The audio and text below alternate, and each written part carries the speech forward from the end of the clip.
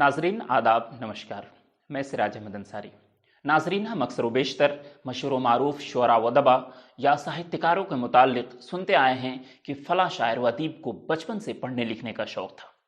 क्या आप इस बात पर यकीन करते हैं? क्योंकि 10 साल, 11 साल, 12 साल की उम्र में शायरों या अदीबों को लिखते पढ़ते हुए दिखाया गया है। जिस उम्र में हम खुद से कपड़े भी नहीं पहन पाते हैं, उस उम्र में लोगों को शायर व अदीब बना दिया जाता है। लेकिन ये बात सच है। नाजरीन, मैं आपको बताऊं कि बहुत से नाक़िदीन यानी आलोचकों ने यहां तक कहा है कि कोई शायर या अदीब बनता नहीं बल्कि पैदा होता है।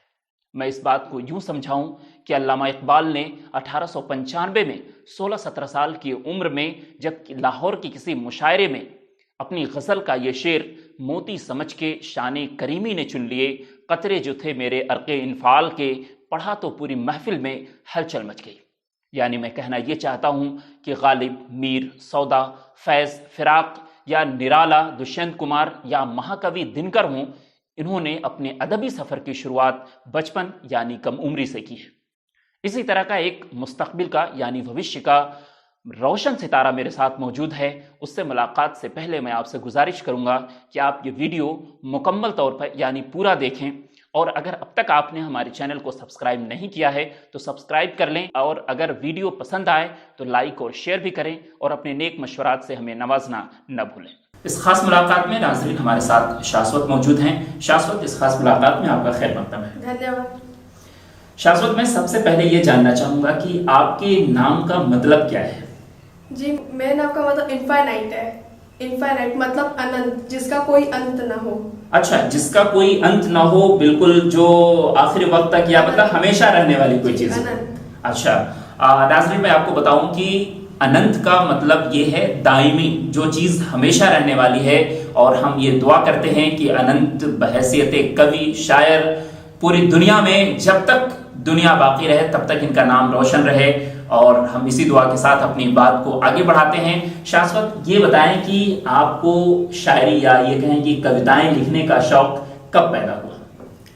लगभग 2-3 साल पहले। मेरे नाना जी बहुत सारी पुस्तकें भी लिखे हैं। बहुत सारी पुस्तकें उनकी बहुत सारी पुस्तकें छप चुकी हैं। और तो आपके नाना भी एक तरीके से राइटर हैं? हाँ, नाना जी भी राइटर है। मम्मी भी बहुत सारी, नाना का सब्जेक्ट ही संस्कृत रहा है। अच्छा। और मम्मी का भी सब्जेक्ट संस्कृत ही है। तो मुझे लगता है कि it is in my genes. मेरे नाना जी से मुझ में आया कविता लिखना। अच्छा, तो एक तरीके से आपका पूरा खानदान, मतलब आप देखें कि माँ की तरफ का जो रिश्ता है, यानी नाना है, आपकी माँ है, तो सब लोग लिखने पढ़ने वाले लोग हैं। तो इससे आप एक तरीके से जेनेटिक इसको मानते हैं कि ये नाना की तरफ से आपकी तरफ आया है ना? तो हम बातचीत को आगे बढ़ाने से पहले मैं आपसे गुजारिश करूंगा कि आपकी अपनी कोई लिखी हुई कविता आप सबसे पहले हमारे दर्शकों को सुनाएं।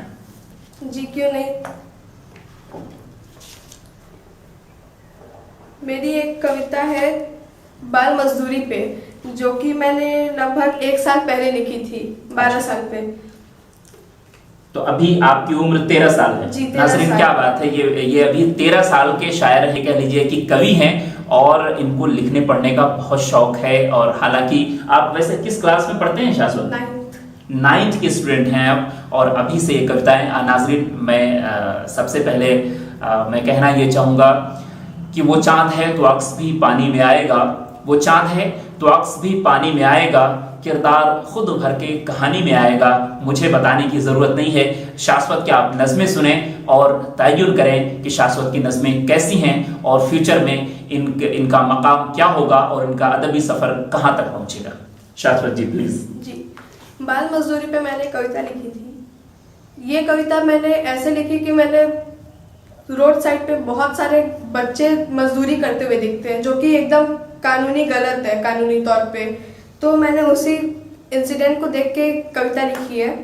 बच्चे हैं इस देश की मिट्टी, बच्चे हैं इस देश की मिट्टी, जो अब खुली बाजार में बिकते हैं। बच्चे हैं इस देश की मिट्टी, जो अब खुली बाजार में बिकते हैं। नन्ही सी जान है ये, नन्ही सी जान है ये, जो हर रोज धूप की किरणों में सिकते हैं। क्या बात। आजाद वतन में जन्मे तो क्या, आज़ाद वतन में जन्मे तो क्या गुलाम वतन में जीते हैं। आज़ाद वतन में जन्मे तो क्या गुलाम वतन में जीते हैं। हर रोज सुख दुख के घूंटों को यह एक भाव से पीते हैं, यह एक भाव से पीते हैं। क्या बात है। तो आप ये मानते हैं, ये एहसास पैदा होता है। नाजरीन, हम सभी सड़कों के किनारे गुजरते हैं, बहुत से बच्चों को देखते हैं काम करते हुए, बाल मजदूरी, और एक तरीके से हिंदुस्तान में जुर्म है। इसके बावजूद भी हम स्टेशनों पे, सड़कों पे या शहर के किसी भी कोने में आप चले जाएं तो वहां पे बाल मजदूर या बच्चे मजदूरी करते हुए नजर आ जाएंगे। लेकिन हम सब देखते हैं, लेकिन हमें ख्याल नहीं आता। लेकिन ये छोटा सा बच्चा जिसके जहन में ये बात आई कि बाल मजदूरी जुर्म है और ये नहीं होना चाहिए, और ये कहते हैं कि हम पैदा तो आजाद देश में हुए, लेकिन अभी भी हम गुलामी की जिंदगी जी रहे हैं और सुख दुख के घूंटों को पी रहे हैं। शाह साहब, बहुत खूब कि आप इतने अच्छे ख्यालात के साथ अपनी बातों को रखते हैं। मैं आपसे गुजारिश करूंगा कि आपने अगर और कोई नज्म लिखी हो, आपने और भी कोई कविता लिखी हो, तो हमारे दर्शकों को आप सुनाएं। एक कविता मैंने लिखी थी 2 साल पहले, जब मैं 11 साल का था। मदर्स डे के दिन मैंने लिखी थी माँ पे। जन्मा हूँ इस दुनिया में मैं, जन्मा हूँ इस दुनिया में मैं, बड़ा होकर कुछ तो बन जाऊंगा। जन्मा हूँ इस दुनिया में मैं, बड़ा होकर कुछ तो बन जाऊंगा। पहले माँ की गोद में सो लूं, पहले माँ की गोद में सो लूं, फिर पढ़ने लिखने कहीं दूर चला जाऊंगा। हंसते खिलखिलाते बचपन मेरा, हंसते खिलखिलाते बचपन मेरा, बीत रहा है आंचल में तेरे। हंसते खिलखिलाते बचपन मेरा, बीत रहा माँ आंचल में तेरे। फैली है खुशियारी चहुं और हृदय में मेरे।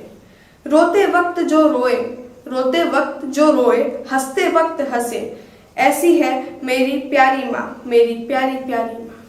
क्या बात है, वाह। नाजरीन, मैं आपको बताऊं कि इतनी अच्छी नज़में उर्दू शायरी की रिवायत में, उर्दू शायरी की तारीख में एक बड़ा शायर जो अभी बाहयात हैं, मुनव्वर राना, जो अक्सर व बेशतर आप उनको मुशायरे में सुन लेते होंगे, या अब तो यूट्यूब का ज़माना है, आप हर वक्त अगर यूट्यूब खोलें तो मुनव्वर राना अपनी शायरी पेश करते हुए आपको नजर आ जाएंगे। और उन्होंने माँ पर इतनी नज़में लिखी कि वो माँ पर शायरी लिखने के लिए मशहूर हो गए। हमारी माँ वाकई हम सब की माँ इतनी मोहब्बत करने वाली माँ होती हैं कि माँओं की कोई मिसाल नहीं है इस दुनिया में। और शाश्वत को अभी से इस बात का एहसास है कि माएँ वाकई जो है कि अनमोल रत्न हैं, और अगर वो हमारे पास हैं तो हम पूरी दुनिया में अपना नाम रोशन कर सकते हैं, क्योंकि उनकी दुआएं हमेशा हमारे काम आती हैं। शाश्वत, बहुत खूब, बहुत अच्छा है कि आप इतनी अच्छी नज़में लिख रहे हैं। और मैं गुजारिश करूंगा कि अगर आप नज़में लिखे हैं और भी कविताएं लिखे हैं तो हमारे दर्शकों को सुनाएं, क्योंकि मुझे यकीन है कि आपकी नज़में हमारे दर्शकों को काफ़ी पसंद आ रही हैं। और मैं गुजारिश करूंगा कि नाजरीन, आप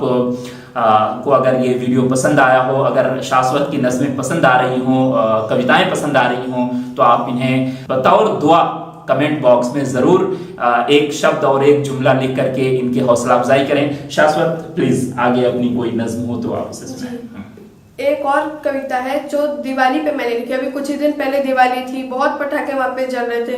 दिल्ली में हम लोग देख सकते हैं अभी बहुत पोल्यूशन हो रहा है, तो उसी को देखते हुए मैंने दीपावली पे एक कविता लिखी है। दीपों की अवली है ये, दीपों की अवली है ये, पटाखों का चयन मत करो। दीपों की अवली है ये, पटाखों का चयन मत करो। दीप जलाओ घर घर में, दीप जलाओ घर घर में, ताकि प्रकाशित सवेरा हो। राम अयोध्या लौटे जब, राम अयोध्या लौटे जब, हर घर ने दीप जलाए थे। राम अयोध्या लौटे जब, हर घर ने दीप जलाए थे। 14 वर्षों के बाद प्रभु लौट के घर को आए थे। क्या बात है। मनी खुशियां चारों ओर, मनी खुशियां चारों ओर, निकला नया सवेरा था। मनी खुशियां चारों ओर, निकला नया सवेरा था। जब राम लौटे अयोध्या तो जीवंत हो उठा अयोध्या था, जीवंत हो उठा अयोध्या था। क्या बात है। नाज़रीन, मैं आपको बताऊं कि दीपावली का त्यौहार इसीलिए मनाया जाता है कि जब राम जी 14 वर्ष के वनवास के बाद अपने घर अयोध्या वापस आए थे, तो उस खुशी में पूरे शहर वालों ने या पूरे इलाके वालों ने दीपावली यानी दीप जलाकर उनका इस्तकबाल किया था, उनका खैर मकदम किया था। लेकिन क्या आप इस बात से बाखबर हैं कि पटाखे छोड़ना कितना हानिकारक, या ये कहते हैं कि कितना नुकसानदेह हमारे एटमॉस्फेयर के लिए है। हम खुशियां मनाएं, हम जश्न मनाएं, लेकिन जिन चीज़ों से हमारे माहौल को नुकसान पहुंच सकता है और इस माहौल की वजह से हम सबको नुकसान हो रहा है। आप देखें दिल्ली एनसीआर कितना मुश्किल में पड़ा हुआ है, एयर इमरजेंसी लागू कर दिया गया है वहां पे। और मैं आपसे गुजारिश करूंगा कि वाकई नॉइज पोल्यूशन, एयर पोल्यूशन और मुख्तलिफ पोल्यूशंस इन पटाखों की वजह से फैलते हैं। और शाश्वत ने इन पटाखों पर और दीपावली पे एक नज्म लिखी है। शाश्वत, बहुत बहुत मुबारक कि आप इतनी अच्छी नज्में लिख रहे हैं। नाज़रीन, बातें काफ़ी लंबी हो गई, लेकिन मैं आपसे गुजारिश करूंगा कि इस लंबी गुफ्तगू में भी हमने बहुत एंजॉय किया। हमें बहुत अच्छा लगा कि शाश्वत की इतनी अच्छी नज़में हम सुन पा रहे हैं। मैं आखिर में एक बार फिर शाश्वत से गुजारिश करूंगा कि हमारी बातचीत खत्म होने से पहले एक नज्म और आखिर में सुना दे जो आपको पसंद हो, कोई नज्म। जी, एक कविता मैंने लिखी है भारत पे, इंडिया। अच्छा। भारत को पाला धरती ने, भारत को पाला धरती ने, विद्वानों ने श्रृंगार किया। भारत को पाला धरती ने, विद्वानों ने श्रृंगार किया। वीरों ने अपनी जान गंवा दी। क्या बात है। वीरों ने अपनी जान गंवा दी, माओं ने पुत्रों को त्याग दिया। वाह, बहुत अच्छे। नारी की संकल्प शक्ति एवं निष्ठा का मान है भारत। नारी की संकल्प शक्ति एवं निष्ठा का मान है भारत। यह धर्म भूमि, यह कर्म भूमि, यह धर्म भूमि, यह कर्म भूमि। वीर भगत सिंह जैसे वीरों का बलिदान है भारत। वीर भगत सिंह जैसे वीरों का बलिदान है भारत। वाह, बहुत अच्छे शाश्वत की इतनी अच्छी नज़में कि भगत सिंह और मुख्तलिफ कितने बहुत से शहीदों ने अपनी जान गंवाई इस देश को आज़ादी दिलाने के लिए, इस देश को आज़ाद करने के लिए। और उनकी शहादत की वजह से, उनकी बलिदान की वजह से आज हम आज़ाद मुल्क में हैं और आज़ाद मुल्क में पैदा होते हैं और आज़ाद मुल्क में ही हमारी मौत होती है, हम इंतकाल करते हैं। अब हम गुलामी की बेड़ियों से निकल चुके हैं। तो नाज़रीन, मैं आपसे विदा लेना चाहता हूं और मैं आपसे गुजारिश करूंगा कि आप एक बार शाश्वत को इन्हीं चंद जुमलों के साथ, इन्हीं चंद शायरी के साथ, नज़मों के साथ इन्हें दुआएं दें, ताकि अपनी ज़िंदगी में, और मेरी तरफ से भी दुआ है कि आप अपनी ज़िंदगी में एक बड़े शायर के तौर पर उभर कर सामने आएँ। शाश्वत, बहुत बहुत शुक्रिया कि आप हमारे इस प्रोग्राम में आए। धन्यवाद।